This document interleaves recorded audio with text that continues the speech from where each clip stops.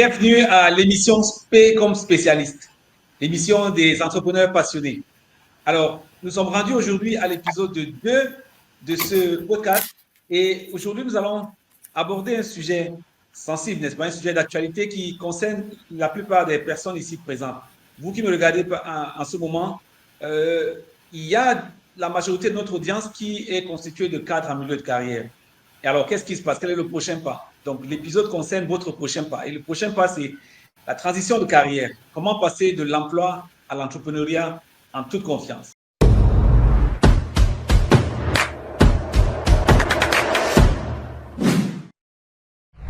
Bonjour, bienvenue. Si vous êtes nouveau sur la chaîne, je vous invite à vous abonner dès maintenant.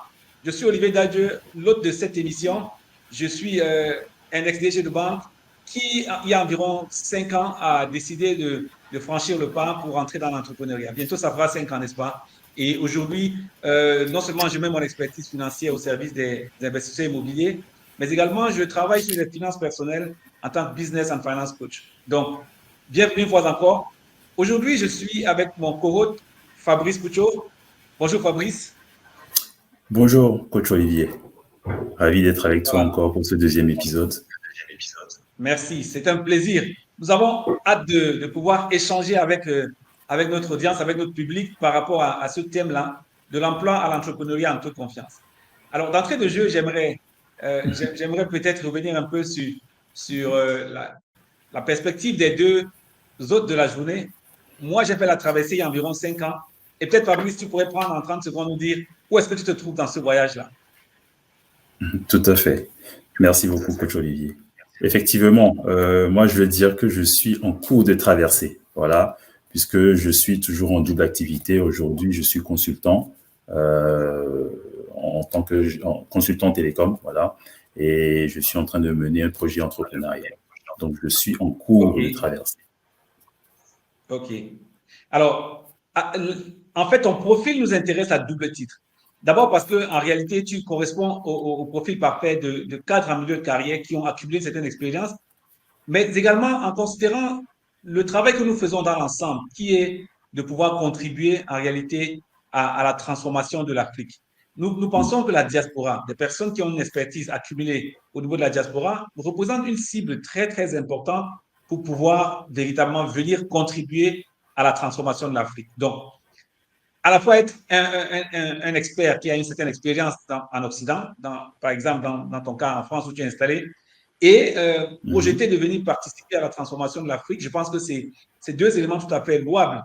Mais il faut faire ce pas-là, cette transition-là, de la bonne des façons. Et c'est pour ça que nous allons passer cet épisode à retourner de fond en comble les différents éléments qui peuvent nous donner plus de chance à ceux qui veulent entreprendre ce voyage-là, de le faire en toute confiance.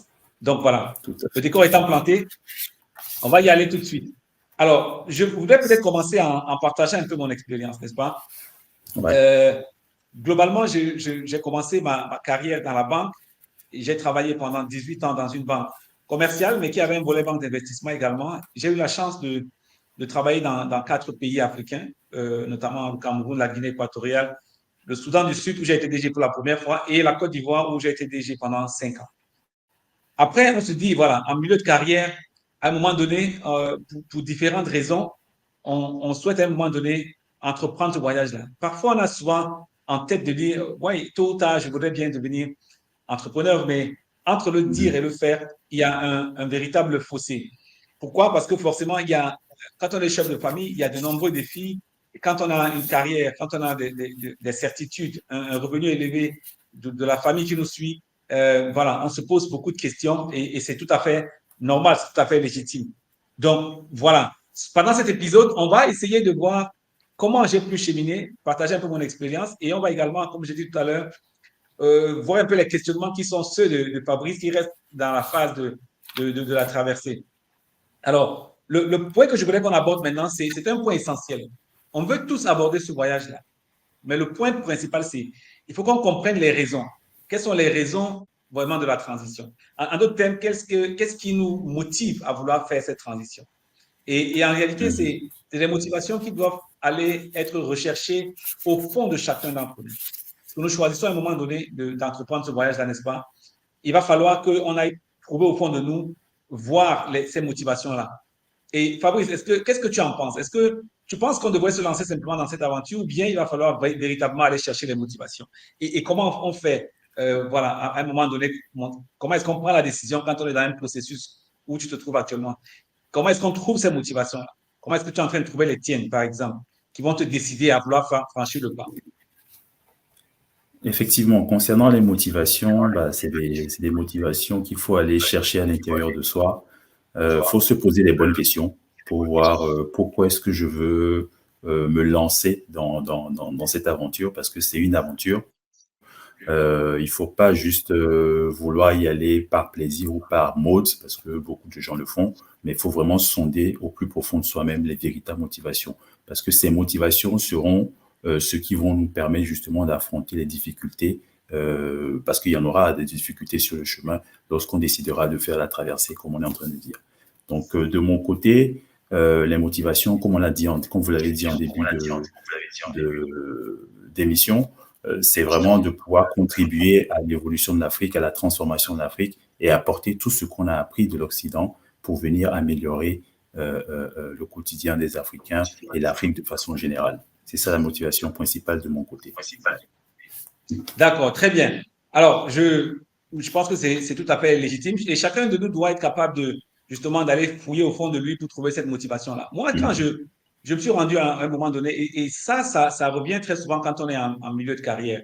On pense avoir suffisamment accompli, on pense à se projeter, on se dit, est-ce qu'il n'y a pas plus à donner? Je veux dire, est-ce qu'il n'y a pas d'autres éléments qui nous permettent de nous projeter? Qu'est-ce qu'on fera à la retraite? Est-ce qu'on pense à tout ce qu'on a en nous, l'expérience qu'on a accumulée, comment est-ce qu'on peut l'utiliser pour impacter d'autres jeunes Africains, pour impacter de nombreuses autres personnes qui, la plupart, se trouvent à un moment donné à la croisée des chemins en milieu de carrière, recherchent à la fois parfois un peu plus de liberté, recherchent davantage de flexibilité, recherchent un moment à se concentrer sur ce qui compte vraiment, ce qui représente réellement leur priorité, c'est-à-dire la famille, n'est-ce pas? On passe le temps à travailler dur pendant des années, on gravit les échelons. À un moment donné, on se rend compte qu'il y a l'attention à apporter à la famille. On essaie de faire du mieux qu'on peut. Peut-être que ce n'est pas absolument ce qu'on veut. Et à un moment donné, quand on se projette et qu'on se dit, oui, cette Afrique-là, nous voulons bien attendre que d'autres personnes viennent la transformer. Mais si tout le monde reste employé, qui viendra faire partie des capitaines qui vont pousser à cette transformation-là? Donc, il va falloir que je vive une vie qui ne soit pas suffisamment égoïste. Et donc, à l'intérieur de moi, pour moi-même, pour ma famille, pour ma communauté, pour cette Afrique-là, j'ai dit non à un moment donné à la fonction de DG de banque pour dire je vais engager ce voyage entrepreneurial parce que je sais que l'impact sera beaucoup plus important. Et pour ces raisons-là, quand je pense à ma famille, quand je pense à l'impact que mon père a eu sur moi et qui est parti beaucoup trop tôt, j'ai dit il y a des choses que je dois être capable de faire pour perpétuer sa mémoire et donc il va falloir que j'y aille. Et d'entrée de jeu, je savais que ça devait être difficile. Tu peux l'imaginer. C'est important de retrouver cette motivation. Pourquoi? Parce qu'on a vraiment envie, quand tout ne va pas, d'avoir la force de continuer à pousser. Parce que les défis, il y en aura. Ça veut partir du confort d'une fonction comme celle-là et de DG de banque où tout est pris en charge, où vous êtes logé, véhiculé, voyagez en business class, tout est vraiment pris en charge. Pour aller faire un saut complet dans l'inconnu, il faut qu'on ait de véritables motivations. Et donc, ce que nous pouvons dire, c'est inviter chaque personne, chaque aspirant entrepreneur à vraiment évaluer, mais sincèrement, les motivations. Et je pourrais dire que si la première motivation, c'est l'argent, je pense que là, vous avez déjà échoué avant d'avoir commencé. Donc, il faut qu'on commence par là, comprendre véritablement qu'est-ce qui nous pousse à vouloir opérer cette transition-là. Ça, c'était la première thématique de la journée. Maintenant, je vais dire, OK, une fois qu'on a pris la décision, est-ce que tu serais intéressé de savoir, voilà, quelles peuvent être comment est-ce qu'on se prépare? Voilà, peut-être, à ton avis, peut-être que tu commencerais, je ne sais pas, comment est-ce que tu es en train de préparer, en fait, cette transition-là? Une fois que tu as compris pourquoi et tu es convaincu qu'il faut le faire, par où, à ton avis, on devrait commencer? Par où tu es en train de commencer maintenant, préparer cette transition? Justement, pour la préparation, déjà avant même la préparation, il y a une réflexion qui s'articule autour des différents obstacles potentiels à cette transition-là. Donc, il y a beaucoup de questions qui se posent sur les défis qu'on va rencontrer sur place, comment on va gérer un certain nombre de choses, d'inquiétudes, liées à la situation personnelle, la famille, voilà, et même le changement qu'il va falloir opérer. Donc, toutes ces questions-là sont déjà les premières questions qu'on se pose avant même de commencer à se lancer. Donc, aujourd'hui, je suis un peu dans cette phase-là euh, où il y a toutes les D'accord. questions qui m'ont été posées. Voilà. Ouais. Ouais. Alors, tu fais bien de le dire, parce que là, tu parles d'un changement, d'une transition. Ça implique une transition professionnelle, ça implique la famille avec nous. C'est Alors, ça. on sait que dans la pratique, un des éléments clés, un des éléments qui bloquent la plupart des personnes, c'est les finances. Et on sait dans le même temps, moi étant aujourd'hui spécialiste du stress financier, qu'on sait que dans l'ensemble, plus ou moins 4 adultes sur 5 sont victimes du stress financier. Donc, je pense qu'il y a une question fondamentale en matière de préparation aussi qui est liée à nos finances. Et d'ailleurs, beaucoup d'amis qui m'ont souvent dit qu'ils vont faire le pas, le plus grand obstacle, c'est souvent comment je fais après avec la famille. Donc, il y a vraiment cette question des finances personnelles et c'est important qu'on discute voilà, sur cette partie finances personnelles. C'est vrai qu'on veut partir, mais quel est le niveau de préparation que nous avons en matière de nos finances? Parce que j'ai vu beaucoup de personnes se lancer dans l'entrepreneuriat en se disant, le mois qui suit, les 2, 3 mois qui suivent, 6 mois après, ils vont avoir un revenu secondaire généré par leur business. Malheureusement, ça ne se passe pas comme ça dans la vraie vie. Et en général, vous savez, les entrepreneurs sont assez optimistes. Voilà. Et quand on n'est pas assez optimiste d'ailleurs, on n'est pas un bon entrepreneur. Mais dans le même temps, être optimiste et penser que cet optimisme ne va pas se traduire dans la réalité alors qu'on a une famille à nourrir, alors qu'on a des charges qui vont venir, alors qu'on aura des charges non Mhm. seulement familiales, mais aussi liées à notre entreprise, parfois nous amène à sous-estimer et ça va être un élément qui va davantage renforcer le stress. Alors, le conseil que je peux donner, c'est de commencer par, en fait, ne pas vouloir entrer dans l'entrepreneuriat pour résoudre le problème d'argent que nous avons déjà. Ça veut dire quoi? Mhm. Il vaut mieux si on planifie aller dans l'entrepreneuriat, il faut qu'on soit déjà en meilleure situation financière. C'est important déjà qu'on ait un minimum de sécurité financière. Et moi, j'aime souvent dire, la plupart des professionnels des finances personnelles, toi, tu en as disent qu'il faut avoir au moins 3 mois de dépenses courantes de côté. Si on va aller dans l'entrepreneuriat, je recommande d'aller à 6 mois. Alors, Mhm. 6 mois, ce sera bien d'avoir cette réserve-là, mais ce ne sera pas tout, en fait. Parce que le plus important, c'est même la capacité à garder cette sérénité financière, donc la capacité à trouver des réponses le plus rapidement possible. Donc, il faudrait peut-être se préparer même aussi en disant, oui, je vais aller, il faut que sur le plan financier, je sois bien, mais qu'est-ce que je vais aller faire comme activité? Quand la réflexion ne commence pas à Tout ce à fait. niveau-là, c'est aussi un problème déjà important. Il faut que je me projette déjà pour savoir qu'est-ce que je peux faire. Je commence déjà à y travailler de manière au C'est moins ça. virtuelle, n'est-ce pas? Pas de manière forcément pratique. Soit je travaille déjà à réfléchir virtuellement et ensuite je me rapproche des personnes qui y sont pour mieux comprendre. C'est pas quand je serai parti que je vais commencer à réfléchir. Et moi, je me suis rendu compte que, en tant que banquier, c'était tout naturel de penser qu'on va faire la transition et continuer dans les finances.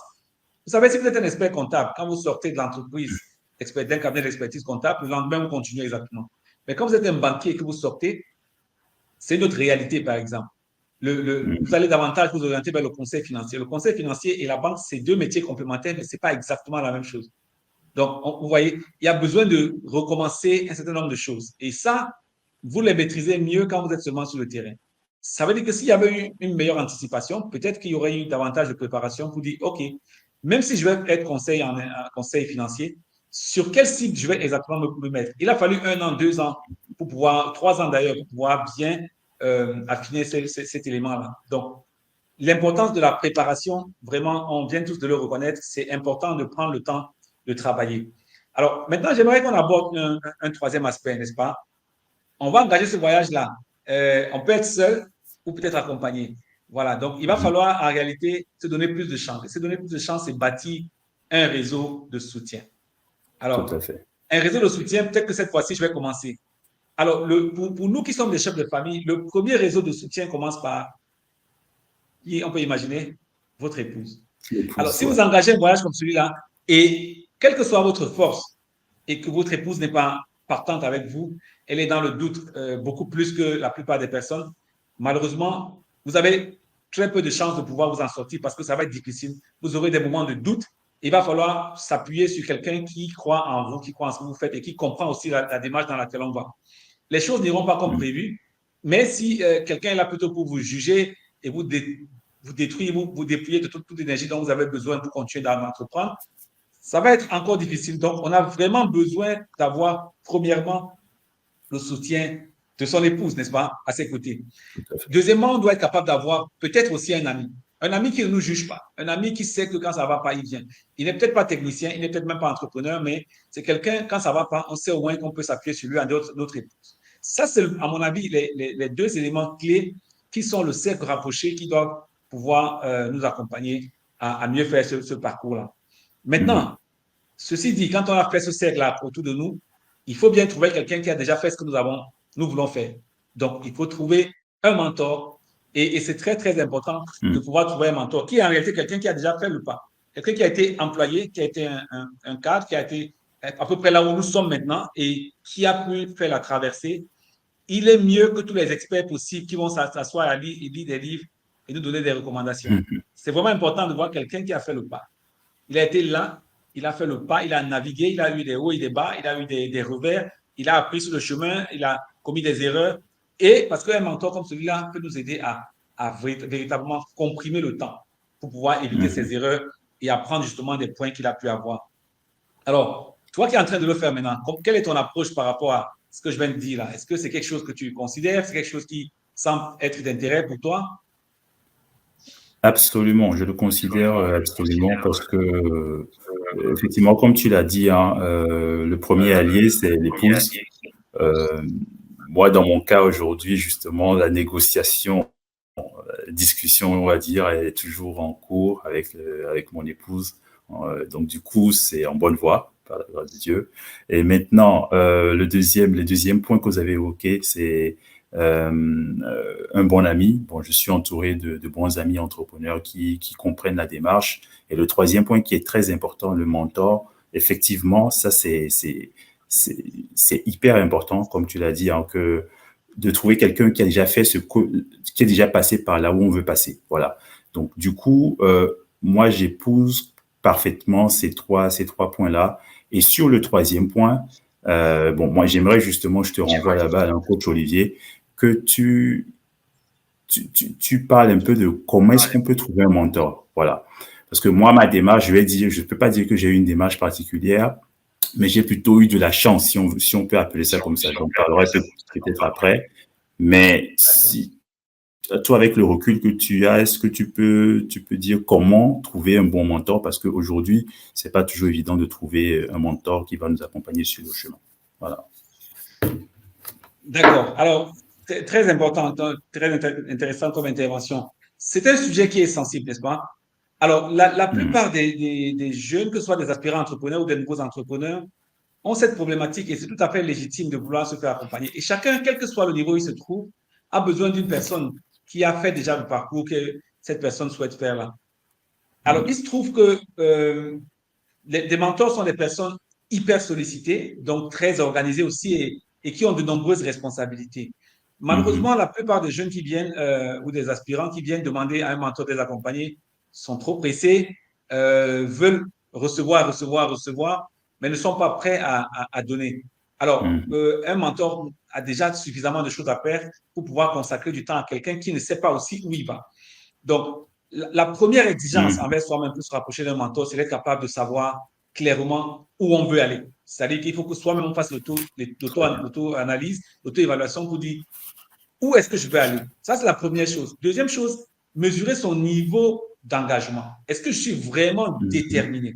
Est-ce que je suis vraiment déterminé ou je veux juste aller prendre des informations comme ça en passant? Parce que si vous pensez que quelqu'un a du temps, voilà, son temps est suffisamment précieux et que vous venez devant lui sans avoir fait un travail préalable et sans pouvoir être clair sur où vous allez peut-être ne pas saisir la chance que vous avez. Parfois, vous avez seulement 10 minutes avec un mentor, parfois 5 minutes, c'est suffisant pour gagner son intérêt et ouvrir la voie à ce qui vous permet de devenir davantage. Alors, la première chose que j'ai dit, c'est la patience. Il faut qu'on ait cette patience-là, parce que c'est les personnes qui sont occupées. La deuxième, c'est avoir la vision de où est-ce qu'on veut aller. La troisième, c'est la détermination. Maintenant, quand on a ces trois éléments-là, il faut qu'on soit les premiers à offrir quelque chose à ce mentor-là. Tout à fait. Chaque mentor que vous allez voir est suffisamment occupé sur différents projets. Si vous n'analysez pas de vous-même, vous lui dites, j'analyse ce que vous faites ici et ça, et sur plusieurs plans, et vous dites, je souhaite vous apporter de l'aide sur tel aspect. Mais la porte restera fermée. En fait, il faut bien que ce soit qu'il y ait quelque chose de différent en vous par rapport à la plupart des personnes qui viennent simplement demander.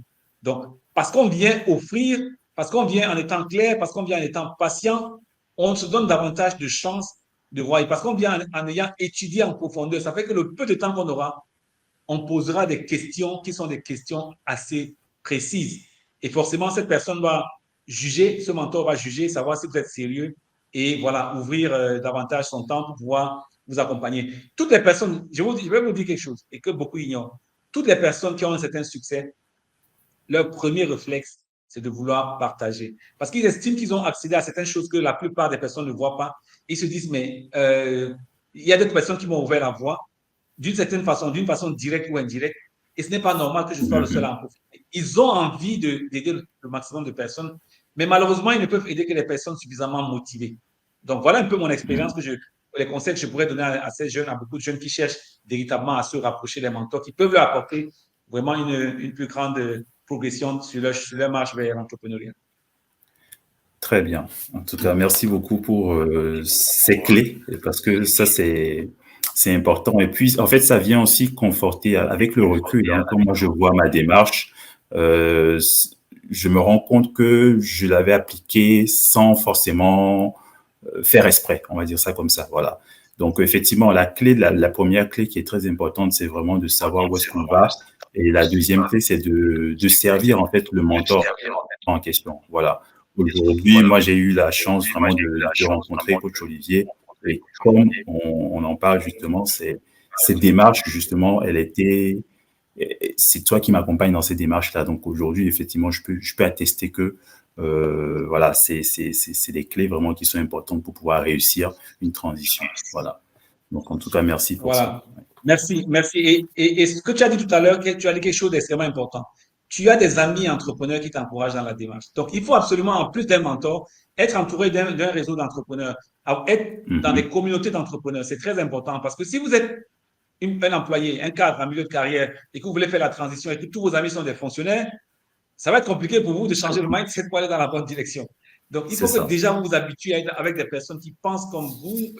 Voilà, je parle à tous ceux qui nous regardent en ce moment. C'est important de pouvoir travailler dans cette direction-là. Donc, voilà. Avoir un mentor, c'est bien. Avoir justement un groupe de personnes autour de nous, d'autres entrepreneurs. Donc, il faut qu'on cherche des réseaux professionnels dans les domaines où nous voulons exceller. Il faut qu'on cherche des réseaux d'entrepreneurs pour augmenter nos chances, en fait, d'aller plus vite.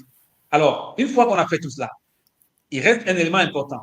Il faut véritablement passer à la prochaine phase, faire le saut.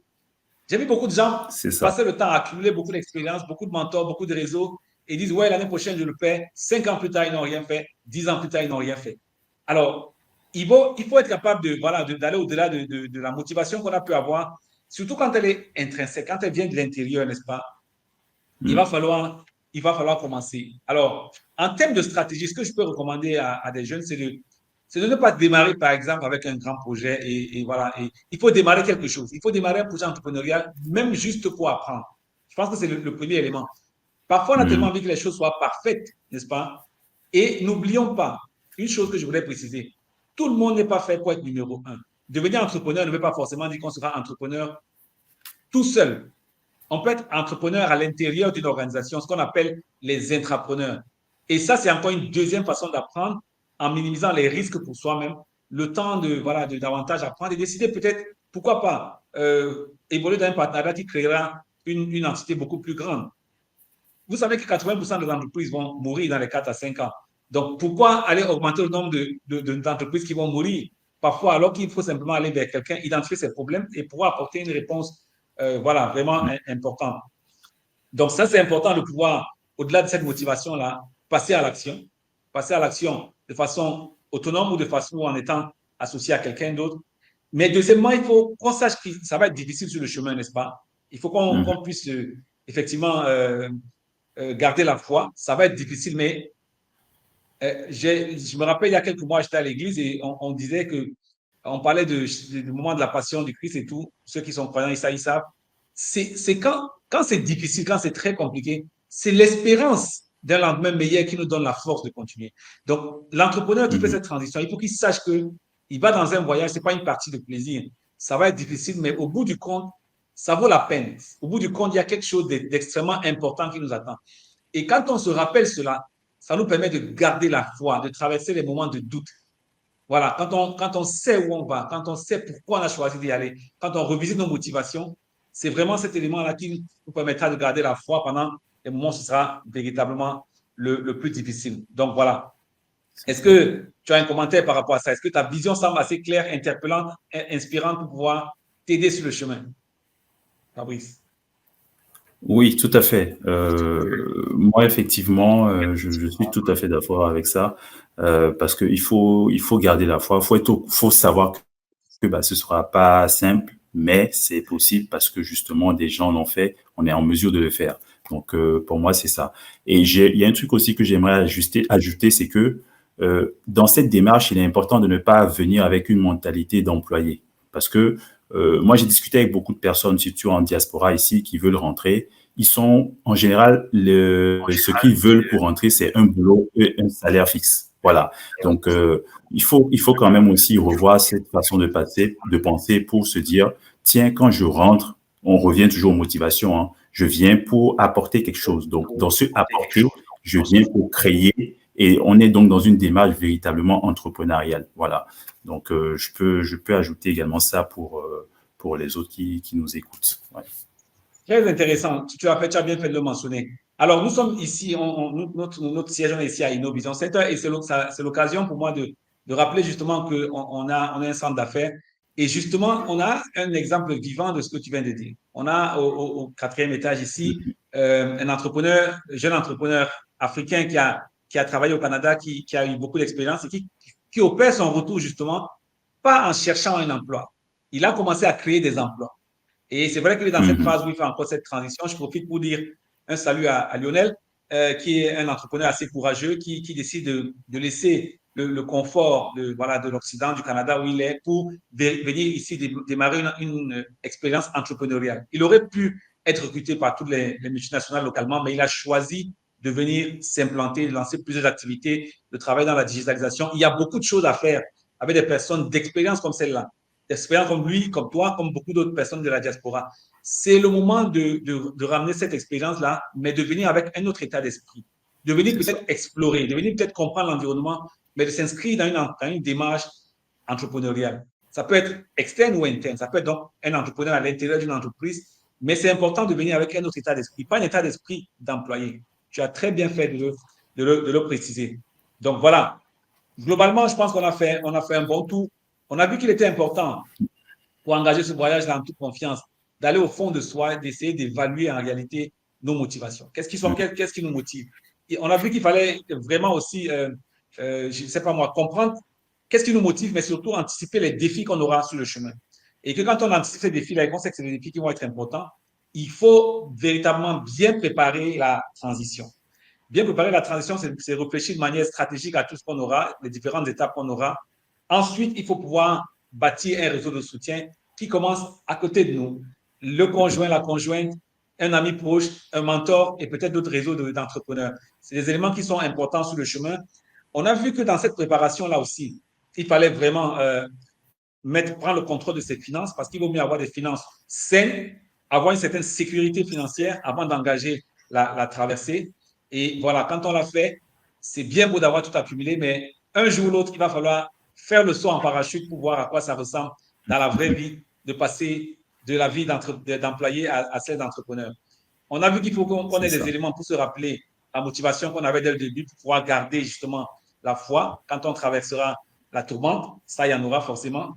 Et je pense que tous ces éléments ensemble vous permettent d'engager véritablement l'ouvrage en toute confiance. Voilà, si j'ai peut-être un élément à rajouter, Fabrice, je ne sais pas si j'ai assez bien résumé ce que nous avons pu parcourir pendant cet épisode.